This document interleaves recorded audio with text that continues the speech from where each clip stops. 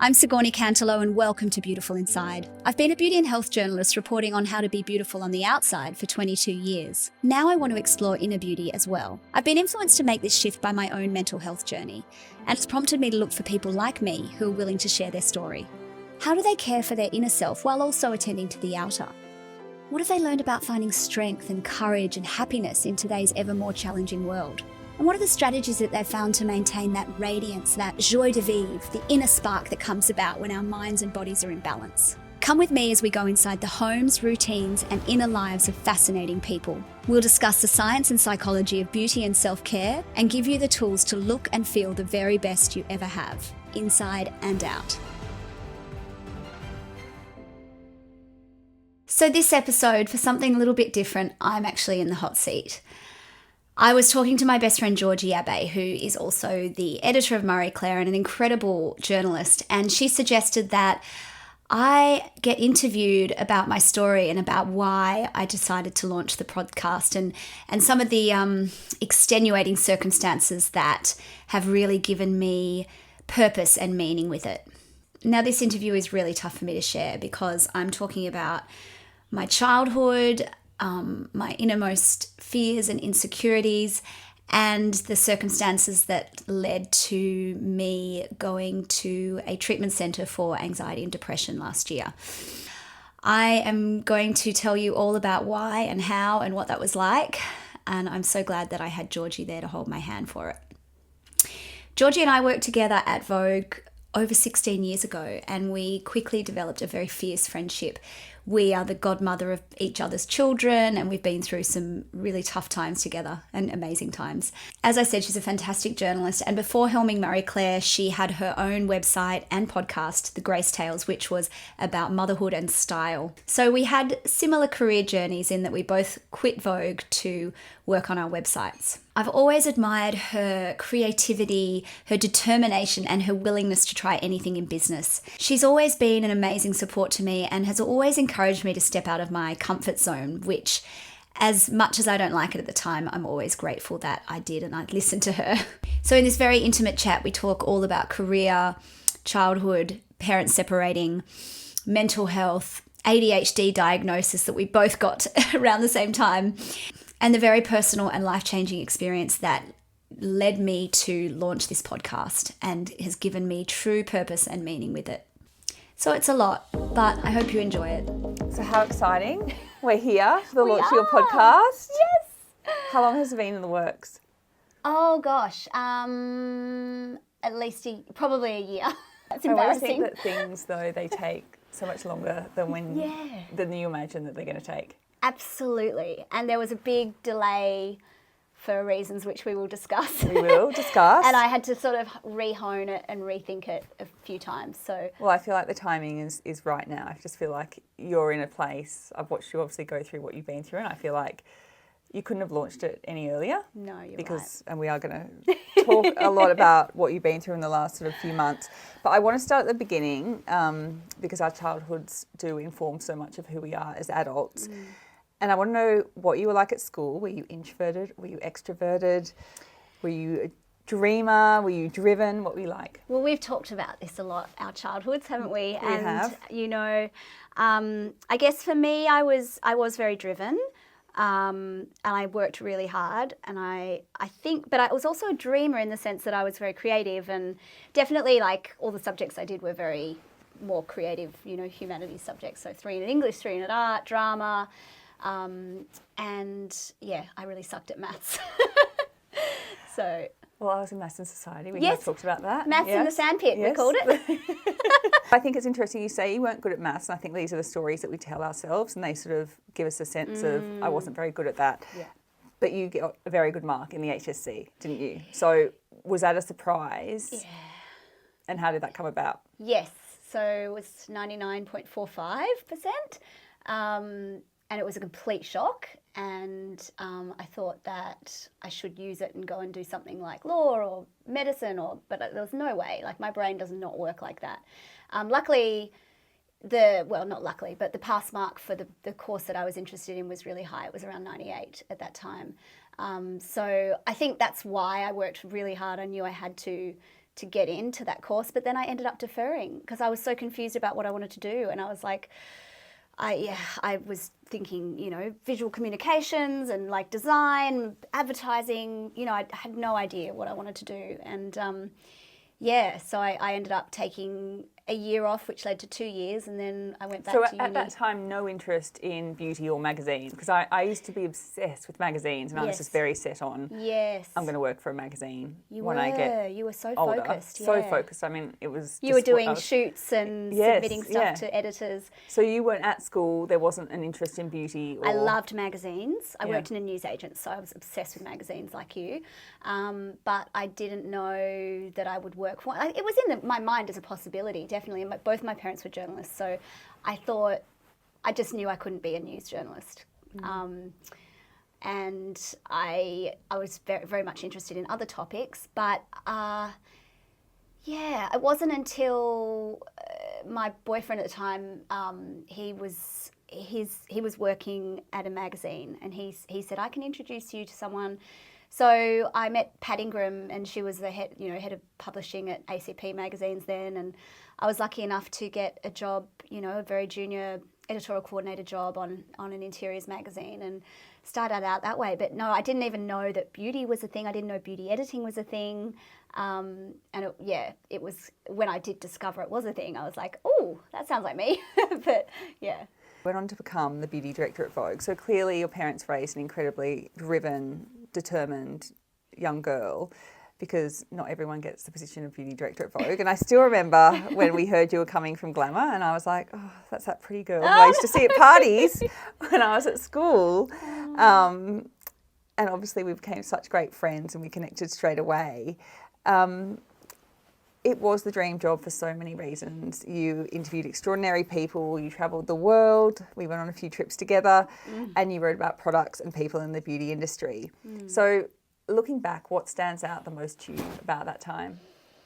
Oh, there were so many amazing moments. I mean, you know, like the trips are pretty phenomenal. Like it's such a rarefied world. You get like insights into such unique situations, celebrities and, you know, high creative people like makeup artists and perfumers and fashion designers. And so, you know, like there were moments like interviewing Rihanna in Barbados or Lady Gaga in New York, and you're in these... She wasn't very nice, was she? She was a bit guarded, yeah. She was definitely... she had a guard up, yeah. What about Rihanna? I don't remember you talking about her. Rihanna was awesome. Rihanna was just made you feel like you were her best friend. And she had this like massive posse. She had her, you know, her like aunt and cousin and like everyone was there in the interview. So it was like you sort of felt like you were part of the family. Hi. Yeah, she was cool. Lady Gaga was tough. Like that was a tough interview. What about you? Who was like the one most surprising interview? That many celebrities. I can't even remember now. You've done all the fashion designers. Yeah, though. It's all the fashion designers, and they're just sort of, you know, all a bit fashion. They're all just Christopher so fashion, Bailey, darling. who was creative director at Burberry, was lovely. I loved him. I interviewed him too in London. I loved him. So lovely. But yeah, lots of fashion people. It's so like sometimes when you're doing those interviews, you come away and you feel so inspired and energized. And I guess it's kind of what we're doing, you know, when we do our podcast as well. Like it's just you go, wow, I get to do this for a job. Like it's. Well, I think it is such a privilege to interview people and for them to open up and share their stories. You would have just met someone and they're opening up with their inner thoughts and feelings, and we just don't get those moments of connection. No, that's right. So I think it is such a gift of the job. Yeah. So obviously the interviews were incredible. I mean, was it the dream job? Well, the culture was interesting, wasn't it? The culture was very interesting. It was hard. The culture was hard. I think it's changed a lot. Like, thank God for you. My dose of sanity every day. Yeah, we would. It was hard. We would run away and have lunch and just talk about it was a tough place to work at that time. And that's when the idea, you know, you started the Grace Tales and... I did. I started my media website, the Grace Tales, for mums. I mean, I think I'd been at Vogue... No, so I didn't launch it until Arabella arrived. Oh. Because you went on maternity leave, and I still remember you would come in and you would drop Max at the daycare next to work. And it all felt very effortless, because when you don't have a child, I didn't understand what you'd been through during the night, or getting him dressed and, getting yourself together and off to work. Yeah.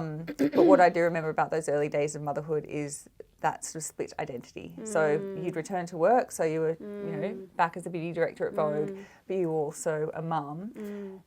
Did you feel this sort of like push and pull with those two identities? Because you did make it look very effortless, although I know it wasn't, because I was there through lots of very, very hard moments. Oh my God.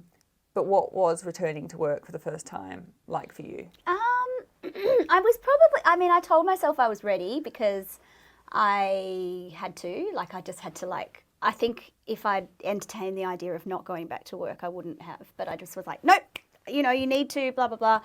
But I was always torn. And I think all through my 30s, I was thinking about this before, and I was working really hard, and I would always I'd find that my body would give in. I would work really, really hard, and then something would go wrong with my health. And at the time, I had neck and shoulder issues. I remember I ended up in a neck brace in the Vogue office. I feel like you were always having neck issues or back pain. And then if it wasn't that, it was like an accident. Every couple of years, I didn't think I was stressed, and this happens to me still, where I just work really hard, and everything would be fine, but then something would stop, a catastrophic health event would stop me, and I'd end up in hospital. I ended up in hospital with viral meningitis soon after Lulu was born. And I remember I was working really hard at that stage too, and I remember juggling the business, and at that time Beauty Kate was growing, and I had a salesperson, and I had, several girls in the office when I was working from home, but I had this big office, so I just filled it with people. And I would be breastfeeding, during a meeting, and I could never make enough milk. And now I know it was because I was highly stressed. My body was in fight or flight. And you never really had a maternity leave with Lulu. No. And you had... That's right. People coming into the office every day, and working. When I should be just zoning in on my baby. Yeah. I'm so sad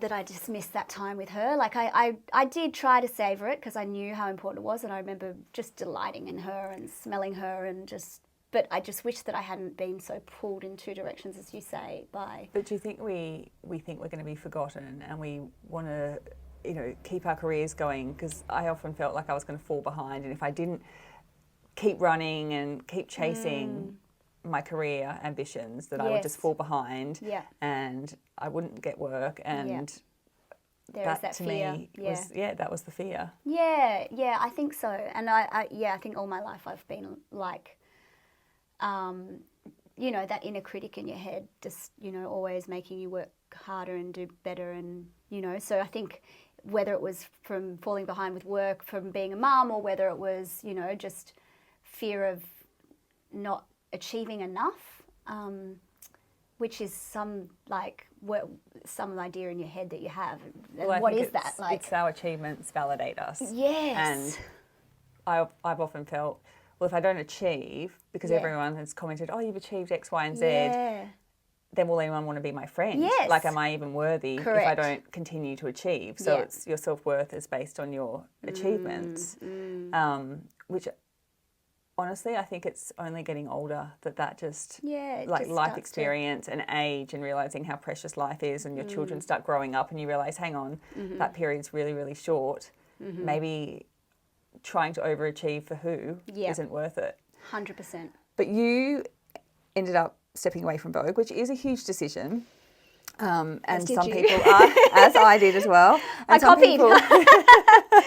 Well, I'm glad I could be the guinea pig, but some people are so tied to a brand like Vogue that they just don't leave, even if the job isn't serving them. And I definitely think that you don't have to stay in the same job for your entire life, and it just doesn't serve anyone if you stay in a job that you're not happy in. But you took the leap and you launched a website, and you launched a media brand at a time when, there were a few websites. There wasn't anything like Beauty Kate, and Instagram was kind of only taking off. So it was all quite new. What do you think was your biggest motivation for stepping away from not only a corporate job, but beauty director at Vogue with all the glamorous trips and perks and access, because everyone says yes to you when you work for Vogue? to become an entrepreneur and start again? There were a lot of different motivators, but, one of them was that I wanted a bit more flexibility to be with Max more. So motherhood was a huge catalyst. Yeah, definitely. Yeah. And you and I talked about this a lot at the time, and you were like, you should do your website, you should start one, so you were definitely pushing you off that cliff. You were, and I'm so grateful. Like, you were such a big, I really thank you for that. You were really amazing motivator for me. I knew you'd smash it, and flexibility is such a gift. Yeah, yes, and I probably wouldn't have done it without your encouragement. So, thank you. Being very officially, bossy. You heard it here first. Being very bossy and very pushy. No, you weren't at all. You weren't, because digital was exploding, right? So we could see what was happening. The writing was on the wall. Unfortunately, magazines were closing left, right, and centre. I knew Vogue wouldn't close, but I felt like changing. Yeah, I think it was just wanting to upskill in digital. So learning about video production, and I've always loved video and TV, I guess, because I've grown up. And you've done TV as well. Yeah, I did acting, and wanted to be a presenter. Ad. Yes. So KFC ad? Yes. Yeah, there were a few ads. Which, back when we were a teenager, that's pretty cool to be on. I just wanted to go to KFC and eat their food. Yeah, well, you were actually in the ads. It was cold though by the time now I got to eat KFC ad probably wouldn't be as cool. No, back in the day, and I did teenager. 7-Up ad, and Lipton iced tea, and a 7-Up ad, and did lots of extra parts. Home and Away, I did a little bit part. So yeah, for a while I thought, it was just a 20-worder or something. No, What don't undersell it. 20-worder You're or on Home and Away. 30-worder. Yeah. No, it was always an interest for me, so I wanted to learn about it, and and it has, as you would know, running a website, you do learn everything, because you have to do everything. Yeah. And I didn't want to learn the accounting, and I didn't want to learn the HR stuff, but I had to learn that stuff too. I'm the same as you. I would never have thought I would launch a business ever, but it was flexibility. It was wanting to be there for my kids and control my own time and work when I wanted to work. Yeah. And take them to ballet. And you did an incredible job. You launched so many businesses. You've done fashion, I'm done with launching businesses now. I think I'm officially businessed out, is how you would describe me. Yeah. Beauty Kate was incredible. You have run Beauty Kate for 10 years now. 10 years in, what still drives you? What do you still love about what you do? I've got a new passion and a new lease on business life since with the podcast. I found that, as you would know, you're constantly having to innovate and do new things and new ways of doing old things, and upskilling in the latest social media platform. And God, TikTok is killing me. But yeah, as you would know, those things certainly make the job colourful and interesting day to day, because you're constantly learning. A few years I was feeling a bit like, what next? How can I, reinvent beauty? Just felt like I'd been writing about beauty products for so long. And yes, I know a lot about them, and, I do think there's, for me, it was interesting still with all the innovation that happens, but I wanted to do something a bit deeper and more in line with the kind of journey that I was on. I was doing this sort of, which we'll come to, I'm sure, but, healing and, inner work, and I wanted to sort of link that to beauty somehow. And I've found a way with this podcast, and I'm so excited to, I feel like I have a purpose. I feel like finally the work that I'm doing is married with the values that I have, and I'll be able to help people. That's what I want to do. For me, that was the biggest shift in moving away from a brand like Vogue. I wanted to work for a purpose-led brand. Yeah. And so for me, it was launching the Grace Tales, which was all about motherhood, and it was full of really deep stories. And now obviously Marie Claire, which is all about women's empowerment. But I think the word purpose, again, as we get older, is just so important, because it's what makes us happy. Yes. Like, if you wake up, it doesn't matter what you do, but if you don't feel like you have a purpose, yes, and you're just not happy. Exactly. Like, you see, billionaires get divorced or they're unhappy. Like, money is not what buys you happiness. Obviously, you need to have your needs met, but it's that purpose in life. That's right. Purpose and connection, as we talked about before. And connection, exactly, which is so key. Yeah. I want to talk about the word influencer. Would you consider yourself an influencer? Because I feel like it's not the most loved word, I would say. It has connotations, doesn't it? It has connotations, it does. Yeah. So do you see yourself as an influencer, and what does that word mean to you? I don't see myself as an influencer, no. I see myself primarily as a journalist, a content creator, you know, a website founder, and now a podcaster. But yeah, I guess, I think content creator is probably closer to what I feel like I do. I don't feel like I'm in it I'm not trying to influence anyone. If I can help people, then that's great. But mostly I'm just there to tell stories, and yeah, I guess I share my daily life in the hope that some of it's useful to people. And yeah. You do share a lot of your daily life, and I know I've spoken to you about this before, because for me, as an introvert, sharing my daily life just totally exhausts me. Like, I can barely speak to my friends and family about my daily life, so I just find the whole thing exhausting. So I find it incredible that you can turn up online every day. But then I also know that can impact your self-esteem and your self-worth, because if you don't get enough comments, if you don't get enough likes, you can, you know, those negative thought patterns can start rolling around in your head. And that's maybe why I shy away from sharing too much on social media. I go through sort of waves, as you know. I'll have like an outpouring and put it in an article and then tell the whole world my whole life story and then retreat for a year. But you do it so beautifully. Well, it's very, you know, it has to feel like the moment is right. But so how do you navigate, I guess, that sense of self-worth with having to show up online and share stuff about yourself sort of every week? Definitely challenging. And I go through, similar to you, but probably on a micro scale, I go through those moments of feeling like I can share, and then other times where I just want to retreat. And it is exhausting, because you do think, like, I just had this mantra in my head. I saw some meme or like Instagram post, everything is content. And so I just try to keep that in my mind when I'm like creating something or, you know, making something food wise. I'm like, oh, that's right. Try and film it if I'm feeling in the right headspace. And then other times I really don't feel like it and I make myself do it. Sometimes I just can't. And on those days I don't. And I think a lot of the stress is feeling like you are at the mercy of the algorithm. And I think a lot of creators feel that way, and we're made to feel that, you know, Meta and Instagram is this sort of faceless thing that, you know, it's constantly, this algorithm's changing, and we have to learn, you know, the secrets of the algorithm, you know, and whether or not that's true, you know, probably a lot of it is hearsay, and, you know, we all stress ourselves out trying to learn the secrets of, you know, of getting greater reach. And absolutely, like, sometimes I'll post something and I'll delete it because I'll be like, oh, that was just not good enough. Or, you know, I might say something, I'll think, oh God, could I have offended someone somehow by saying that, or like a friend, or, oh, you know, you do like get those catastrophizing moments, and that's my anxiety as well, which I've learned that, you know, I have to kind of positive self-talk, and, you know, but yeah, I think it's just I don't check it a lot. Like, I'll tend to put things out and then just forget about it.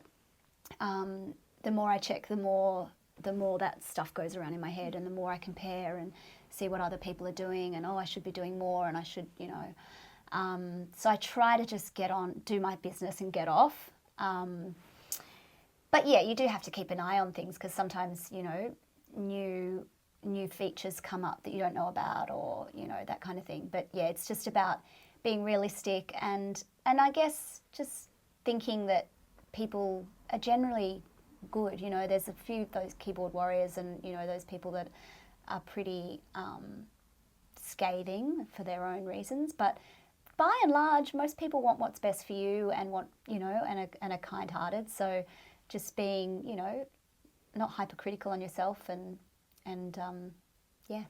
Which is really hard. Yes. It's really hard not to be hypercritical. Yes. But how do you switch off from social media? Because how do you not let it infiltrate every aspect of your life? Like, you were talking about content creation moments.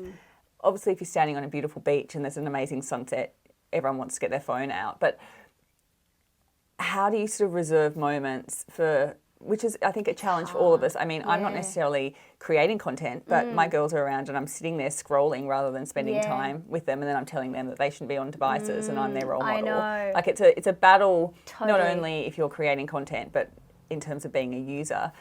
But how do you sort of make sure that social media doesn't infiltrate every part of your life? I use scheduling software. So I try and I get help as well with posting. So I don't even do all the scheduling myself. I've got people that help me with that. And I try to restrict it to work hours. But then, of course, sometimes there's a moment that you want to capture with the kids, or I'm definitely not perfect at it. And I definitely try, I just try to leave it during the 9 to 5 days and schedule it to go live, in the evening. I do feel like a bit of a hypocrite sometimes when I say to Max, you've got to get off your device. And I know he'll call right back at me. He's like, you're on it. But I'm like, but it's work. That's the hard part. The catch cry, when I it's work. Work from home. I mean, I still do work from home quite a lot at night and things like that. But they see you all the time on your computer. Like, exactly. I swear that my girls are just going to see an Apple logo next to my head. That's how they're going to remember me. Great mothering. But last year, you had a pretty epic personal transformation, which began with a breakdown. And we'll go into what a breakdown meant for you and looked like for you. But I think when we think about having a huge breakdown, we feel like it's this like one moment where everything comes crashing down. But you've said that this happened slowly and you had a gradual feeling of failure, which I think so many people will relate to, just that feeling of hopelessness that sort of comes back time and again, and it permeated everything you did. So take me back to your headspace during this time, because I don't think I fully understood what you were going through, and maybe that's because you didn't want to admit it to anyone else. Yeah. And you just thought it would go away, and it wasn't really something to talk about. Yeah. How were you feeling in the lead up to your breakdown?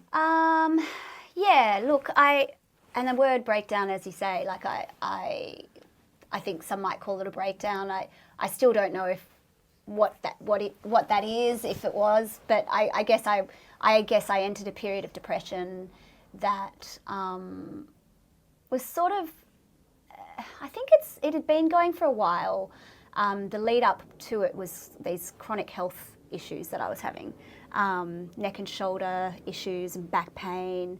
I was in pain a lot, and in addition to that, reflux and gastrointestinal stuff, and I just couldn't get any diagnosis and nothing. And that is so frustrating when you can't get a diagnosis, and you also, because people can't see chronic pain, you almost feel like a broken record when you're telling people about it. Yes.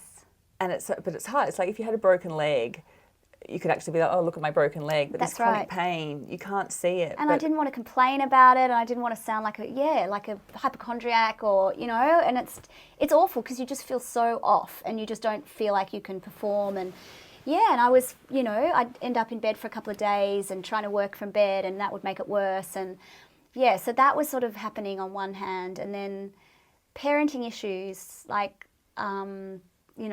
kids getting older, big emotions getting bigger, it's a whole new phase. It's a new phase, and I was finding that I was getting really triggered by moments with them, and trying to help them navigate their emotions was something. The more I researched it, I started researching emotions coaching and positive parenting, and I'd listen to Maggie Dent or Dr. Becky or whatever, and I would just find myself in floods of tears, just crying, thinking, I wish I'd known this stuff when Max was younger. I wish I'd known this stuff when, the kids were younger, and I could have done a better job. What kind of things? Just like identifying emotions, being okay with big emotions, not, if they're having meltdowns. I used to get quite scared and triggered and affected by anger and the tantrums. And I think because I was so stressed, I didn't have the bandwidth to manage it as well as I could have. And I was just like, have I fucked my kids up somehow? Like just worrying, just so worried about whether I'd done a good job, you know, I was young. I was relatively young when I had Max. I was 30, and you know, I was at a high state of stress with work, and in my relationship, you know, things were. It was a lot of stress. You know, Damien had a startup business, and we were stressed. And you also moved quite a lot, yeah. And I think because I know Max, he went to a couple of schools in the early days, and I think, given your own childhood, because you went to 7 schools. Yeah, it was normalised. I didn't think it was normalised. Yeah, but also. That stress, you were probably carrying stress from your childhood. Yes. Maybe the fact that you were moving around a lot was triggering feelings from your childhood, maybe. Absolutely. Oh my gosh. If you need a I never even psychologist, thought of that. if you need a psychologist, I'm available. You're right. You're actually right. Of course. I had a feeling of instability and of fear. Because you always wanted to feel safe and secure. And I know whenever you would move into a house... You've just nailed it. Groundbreaking. But I know whenever you would move into a house, I remember when you moved into that beautiful house... in North Sydney. And I remember you saying, all I've ever wanted was a lovely house for my family, you know, you had the garden and I felt that you just longed for this really safe, beautiful space for your family that was stable, just to stay there. And then I know you moved, and then you moved again, and it was a lot of stress in addition to having a toddler. Then you had a baby, you were working, Damien was launching businesses. It was a lot. It was, and I think...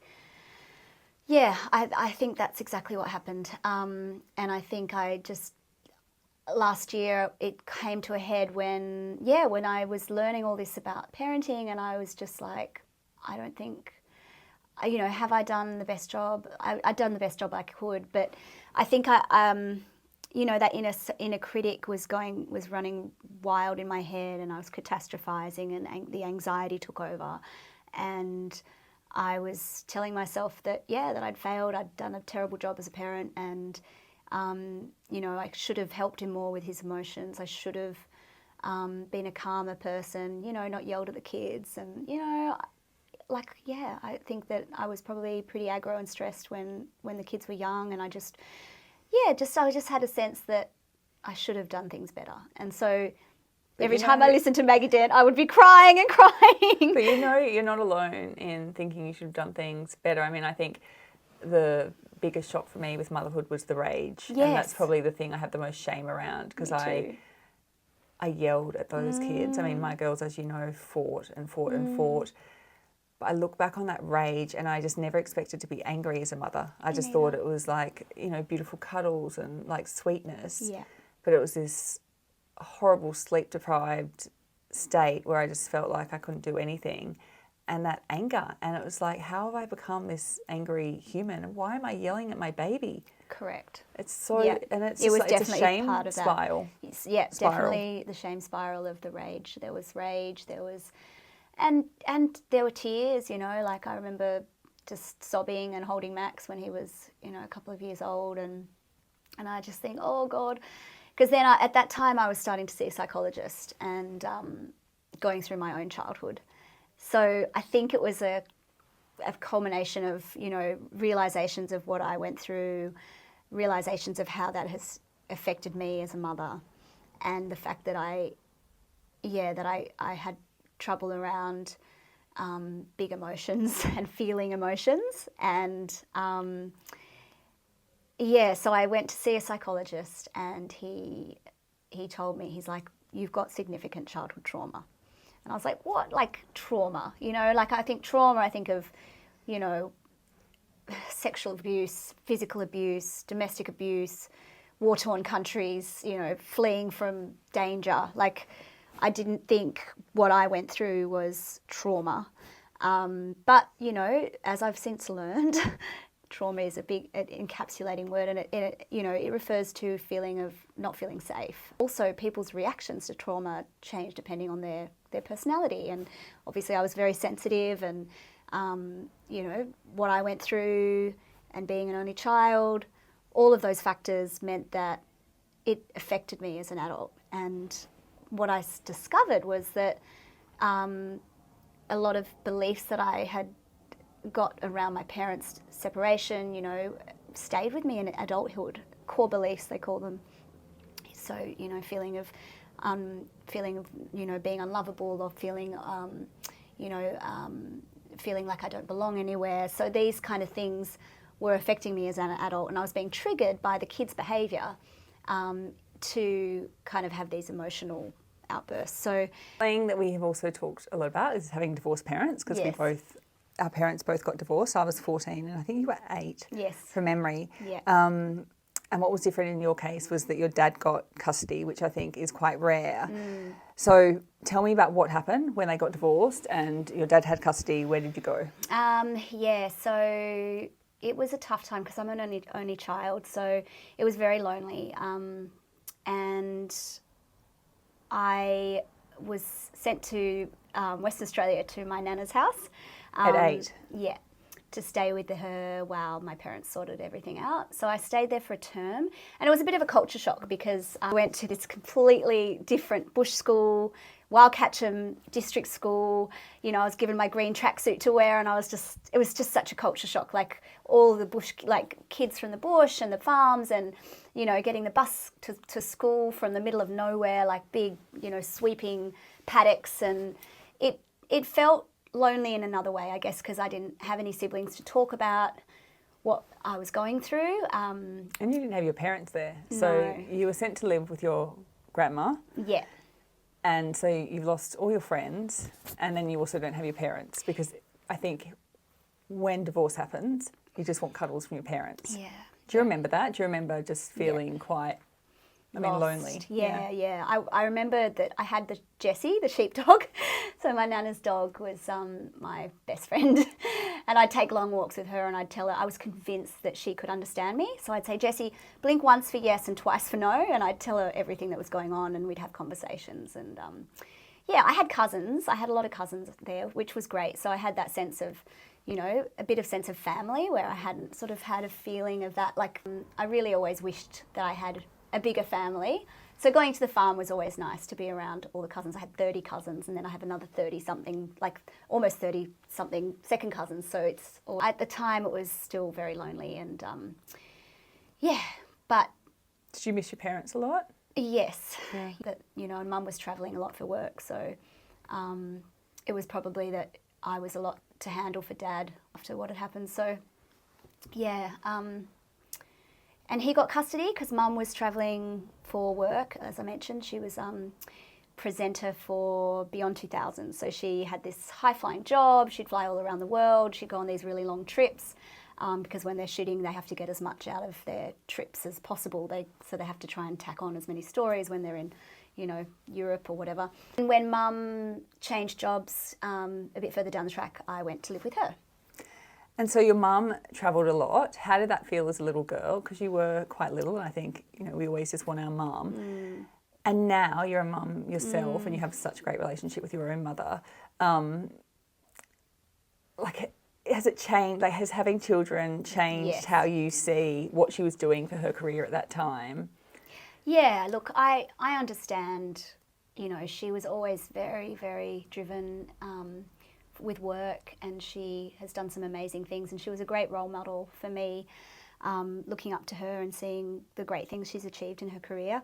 But yeah, it was really tough. Like, I look at Lulu now, and she's the same age as I was when my parents separated.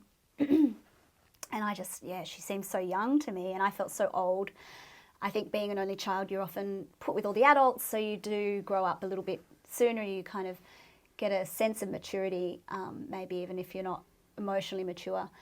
And I was a really sensitive child. Like, I think I felt things really deeply, and so yeah, when Mum went away, I would be very, very sad.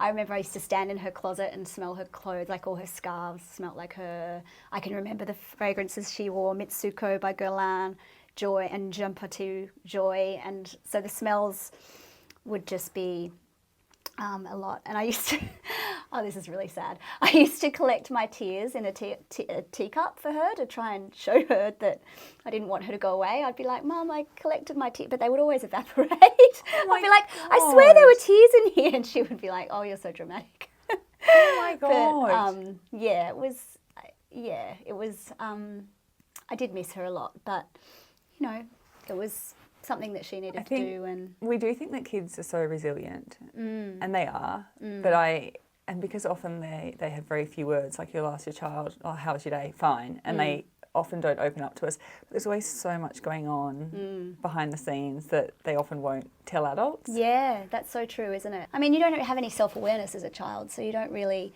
know what you don't know, I guess. I mean, I feel like when you were going to see that psychologist, I remember you told me you were going to see the psychologist, which I thought was great, but I don't think you had admitted, I think you were still sort of pushing it down and saying, oh, no, I'm fine. I don't, like, it'll be fine. Yeah. And I feel like right up until, in a way, you went to hospital, you were sort of, should I go, should I not go? And it's like that, it's sort of like an act of self-love to say to yourself, I need help and I'm going to do this for myself, because I think you'd spent so many years just trying to, you know, help everyone else and not put yourself first. So tell me about the day that you were recommended to go and stay at a hospital, South Pacific Private, and the psych first told you this. He said, I recommend that you go and stay here. What was your reaction? He said to me, it was an option. He didn't say, I'm getting you committed. Yeah, so you were committed. Let's just get that clear. I was just saying to him, I am overwhelmed. Like when he said to me, you've got a lot of work, a lot of childhood trauma you need to work through. And I was like, oh, that sounds like a lot. It sounds lengthy and expensive and I don't think I've got time for this. And he said, well, you know, you could consider a stay in a facility. I was like, what do you mean, a facility? And he's like, well, somewhere like South Pacific Private. And I'd heard of this place because a friend of ours had actually gone there. And I was like,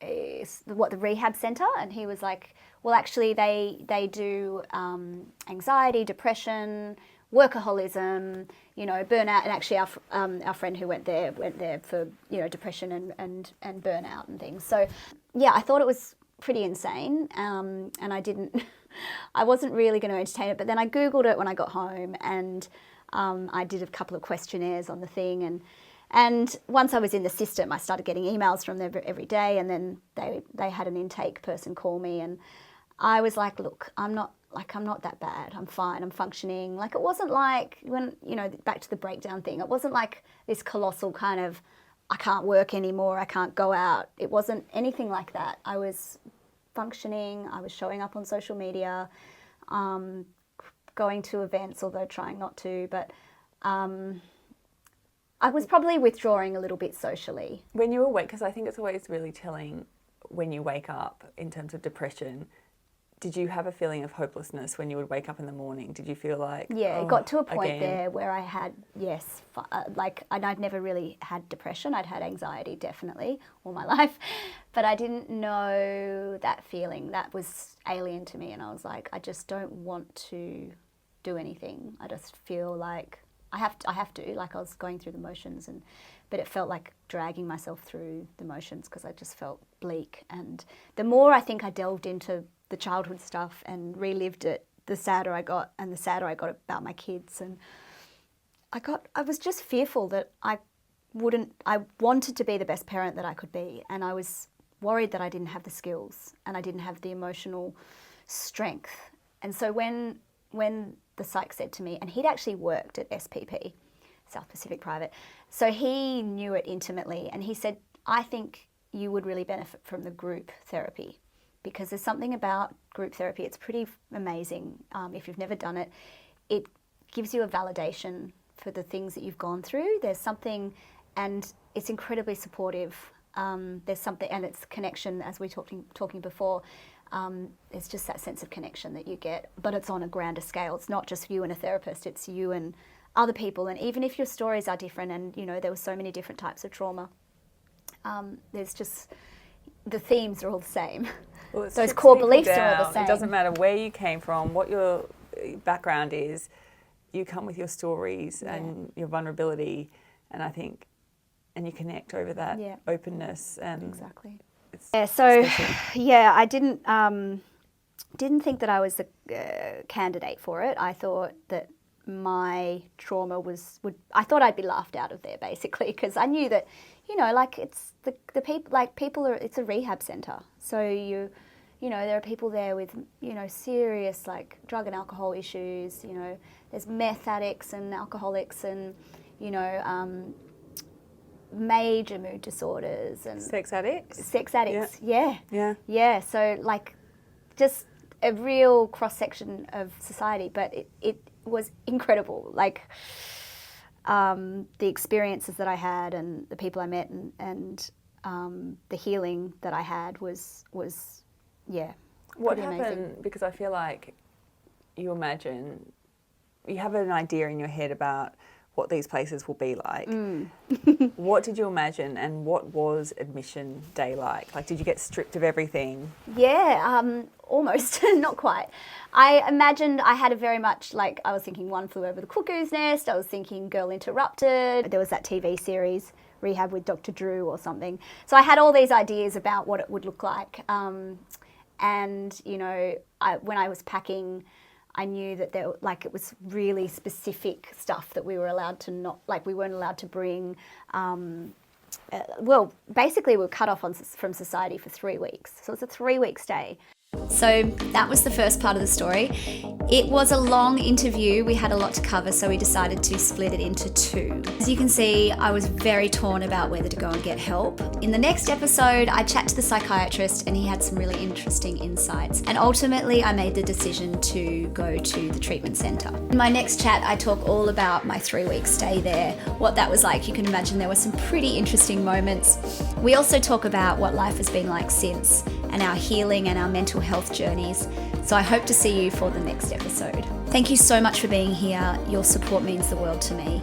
If you liked what you heard, please subscribe and give us a rating. It will help me to create more content like this, and I really hope to see you next time. Thank you for joining me on this episode of Beautiful Inside.